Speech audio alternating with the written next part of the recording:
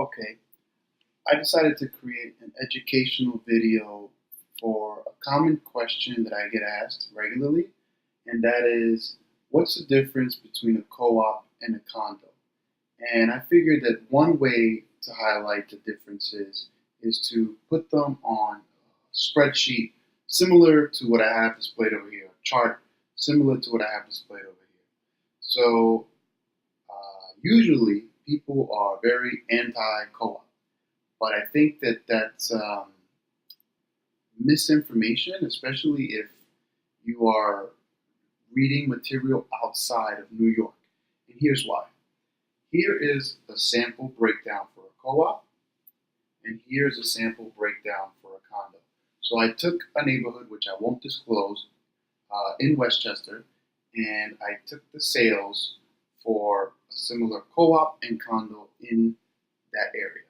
So when it comes to maintenance on a co-op, you are going to be paying maintenance. So in this case, it was $1,100, as opposed to a condo where you're not going to pay any maintenance per se, but a condo's maintenance is known as HOA fees. Okay, so these HOA fees you're not paying in a co-op, so it'll be zero. But in a condo, you're paying, in this case, $600 per month. Okay? Taxes. The co-op has the taxes embedded into the maintenance charges. So the cooperative usually has a loan, and they also have to pay taxes, and that's built into the maintenance. Now, from this maintenance, you can also deduct the tax similarly to as a condo. So it'll list it. It'll probably tell you 40, 50, 55%, but your realtor or whatever professional you're working with can break down the exact numbers for you. Purchase price. So traditionally, co-ops tend to be priced slightly lower than the condos. It may have to do with the consideration that it's shares versus real property, and they are typically priced lower. But you buy and sell them relatively the same, except for the board interview with the co-op. The transactions are very, very similar. Okay, as you can tell, the condo is going to be priced a little bit higher.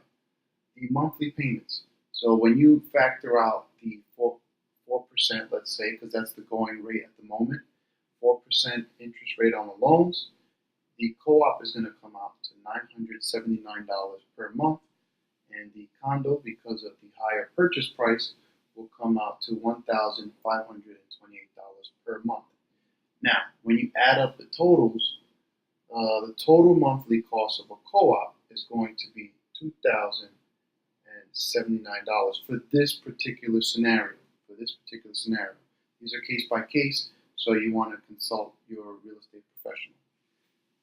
The condo, in this case, $2,494. So although it's more popular, right? People demand or want to see condos regularly. You are going to be paying more probably up front. In most communities in New York, the condo is going to cost a little bit more on the purchase price side. All right. However, long term, the condo, if you notice the monthly bill, this is only $966 monthly. So once you pay off your loan, you'll be paying slightly less than when you pay off your co-op, because the co-op will be $1,100 once you pay it off. So these are some factors to consider long term. Now, what kind of questions should you be asking when it comes to co-ops and condos? Do they take pets? Both of them can restrict pets. Renting. Does the building allow renting? The co-ops tend to be a little more stringent on the rental side. Parking, right? Parking is going to probably be an added fee on many of these properties. So you're going to want to check into that as well. Remodeling. So remodeling is a little more loose with the condos because, again, it's considered real property. And this is where the co-ops, you have to go through the co-op board. And unfortunately, each co-op board is case by case.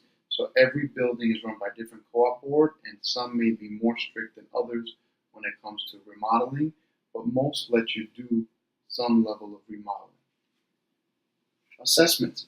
Both can charge assessments. So if the elevator is messed up in your condo or co-op, both of them can have some formula for dictating how they're going to charge to repair for the entire complex.